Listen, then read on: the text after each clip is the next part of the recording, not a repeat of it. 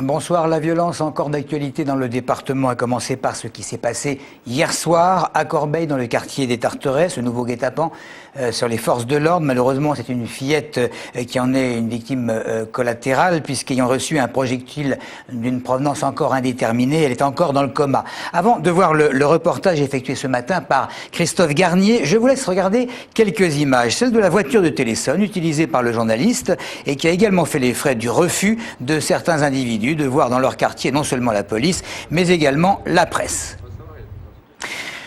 Venons-en donc au dernier développement de cette affaire. La fillette donc de 9 ans, grièvement blessée à la tête hier soir lors de violents affrontements entre forces de l'ordre et des individus des Tarterets, serait encore dans le coma. Ses parents mettraient en cause la police et un tir de flashball.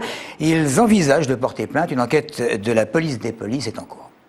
Tout le monde était bouleversé ce matin dans l'école de Daranka. Cette fillette de 9 ans qui est dans le coma depuis hier soir, suite aux affrontements entre les forces de l'ordre et certains individus des Tarterets. Une enquête de la police des polices est en cours pour déterminer l'origine du projectile. Mais cet après-midi, d'après nos confrères de Libération, les parents et leurs médecins semblaient prêts à porter plainte contre la police. La directrice de l'école évoque, elle, après avoir discuté avec la tante de la petite fille, des enfants qui jouaient dans le parc à proximité de l'endroit où le conflit a éclaté. La tante m'a expliqué que les enfants jouaient dans le parc, voilà, et que l'altercation a commencé sans qu'on ait pris le temps de mettre les enfants qui jouaient dans le parc à l'écart.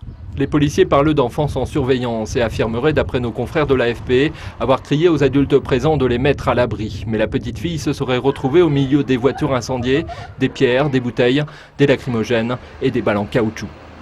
Je crois qu'il faut laisser l'enquête déterminer les causes de ces blessures et ensuite on jugera. Mais on ne peut pas juger avant d'avoir déterminé les causes de ce genre de blessures, sachant qu'on ne sait même pas si ces blessures sont dues à un tir de mes collègues. Et je peux comprendre le désarroi des parents derrière tout ça. Donc je ne veux pas excuser quoi que ce soit, mais je crois qu'il ne faut pas anticiper, loin de là, parce que la situation aujourd'hui est difficile. Reste que ce seraient bien les parents qui auraient présenté leur fille inconsciente aux policiers juste après les échauffourées. Ce matin, la cité des Tarterets s'efforçait tant bien que mal de retrouver son calme.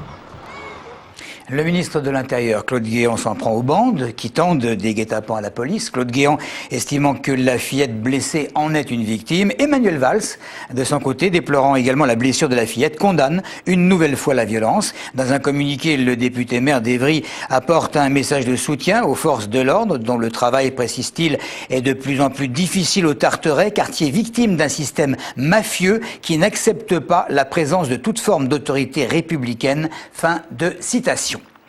À propos d'Évry, des affrontements avec des policiers ont éclaté également samedi dans le quartier des Pyramides. Le local du centre culturel de Mésopotamie situé sur la place des Miroirs a été le théâtre d'une intervention policière. Cela a conduit à l'arrestation de 2 militants présumés proches du PKK, le Parti des travailleurs du Kurdistan, mouvement considéré comme terroriste en France. Des regroupements ont eu lieu dans la foulée en guise de protestation contre les méthodes utilisées. Et hier, plus de 1500 Kurdes ont défilé à Évry et également dans le Val d'Oise pour demander la libération des personnes interpellées. L'affaire Georges Tron, un nouveau témoignage est venu grossir le dossier concernant les plaintes contre le député maire de Draveil pour agression sexuelle, celui d'un ancien très proche collaborateur qui confirme avoir reçu avant son départ de la mairie des confidences de l'une des plaignantes et qui lui aurait tout raconté du harcèlement sexuel qu'elle dit avoir subi. Rappelons quand même que Georges Tron nie la totalité des faits mentionnés par ses accusatrices. Les parents d'élèves ne désarment pas en Essonne. Les occupations d'écoles se succèdent dans le département. Motif identique, dire non aux fermetures de classes programmées. À Saint-Tré-sur-Seine, on crie à l'injustice et on se refuse à accepter que l'inspection académique maintienne les fermetures sur la commune. En conséquence, les parents d'élèves occuperont cette école que vous venez de voir, l'école élémentaire du Parc, 24 heures sur 24. Cette action qui est conduite par les parents d'élèves, les enseignants et la municipalité a toute sa validité. dans la mesure où rien ne justifie une fermeture de classe. À compter d'aujourd'hui, n'ayant toujours pas été entendu par l'inspection académique, nous occupons l'école de jour comme de nuit jusqu'à temps que l'inspection revienne sur ses décisions.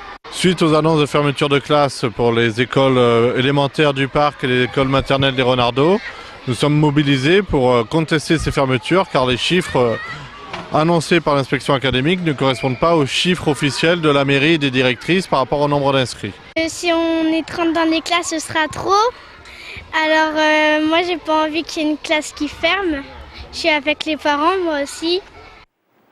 On passe au petit village de Cheptainville de 1800 âmes et qui a vu sa population doubler dans l'après-midi d'hier à la suite de l'installation illégale d'un convoi de 580 caravanes sur une propriété privée dans la commune.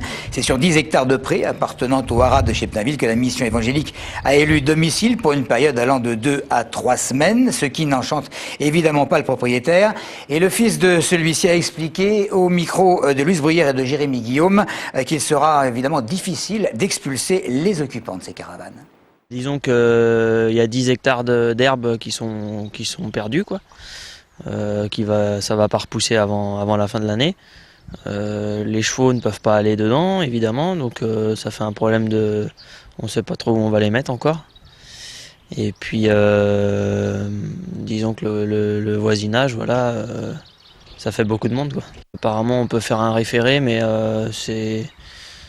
à ce que j'ai compris, c'est au nombre de caravanes, et étant donné qu'il y en a 500, apparemment ça coûte une fortune. Donc, et même un référé, de toute manière, c'est 3 semaines, donc ça ne changera rien. Il n'y a plus qu'à attendre et garder son calme. Quelques mots sur le musée de la photo de Bièvre qui tenait le week-end dernier sa fameuse foire pour dire que l'association du musée français de la photographie, refusant le transfert de la collection à Étiole, a reçu un soutien important, celui de Frédéric Mitterrand, le ministre de la Culture estimant que la ville de Bièvre est un lieu de référence pour la photo et qui a révélé qu'il se prononçait clairement pour le maintien du musée dans cette ville. Et nous allons passer au sport du week-end, page signée comme d'habitude, Olivier Roche. Qu'elle soit 4 et alignée, 2 avec des pédales ou encore propulsée par un puissant moteur, c'était 100% roue libre ce week-end en Essonne. À Massy, les pilotes de BMX s'affrontaient pour tenter de décrocher le titre de champion du département. C'était l'échelon supérieur à Brétigny où les meilleurs patineurs se défiaient pour devenir champion d'Île-de-France. Et enfin, c'était la 3e édition de l'Autodrome Héritage Festival ce samedi à Linas, où les plus belles voitures étaient de sortie sur ce circuit mythique. En football, il y aura bien 2 clubs essonniens en CFA2 l'an prochain. Sainte-Geneviève a assuré son maintien en s'imposant 3-1 face à Sedan. Et en s'imposant 3-0 face à l'Ararat d'ici, Fleury-Mérogis termine dans les 10 meilleurs deuxièmes de division d'honneur et accède donc à la division supérieure. En judo, David Larose de Sainte-Geneviève-des-Bois décroche la médaille d'argent en moins de 66 kg lors de la Coupe du Monde de Bucarest en Roumanie. Et enfin, en handball, les Massicois n'ont pas su inverser la tendance du match aller. Les Essonniens s'inclinent 29-26 face à Mainvilliers, qui devient champion de France de National 1. Voilà, alors pour terminer, la photo prise par nos confrères du Parisien, celle d'Audrey. Audrey qui réside à Palaiseau, 90 kilos pour 1,73 m, totalement épanouie. Elle est radieuse, elle est devenue Miss Ronde Île-de-France. Lorsque l'on sait qu'on l'appelait Bouboule ou grosse vache en classe, qu'elle a vaincu un cancer et stoppé une grave anorexie lorsqu'elle était petite, eh bien, on ne peut dire que bravo. Voilà pour l'essentiel. Merci de nous avoir suivis.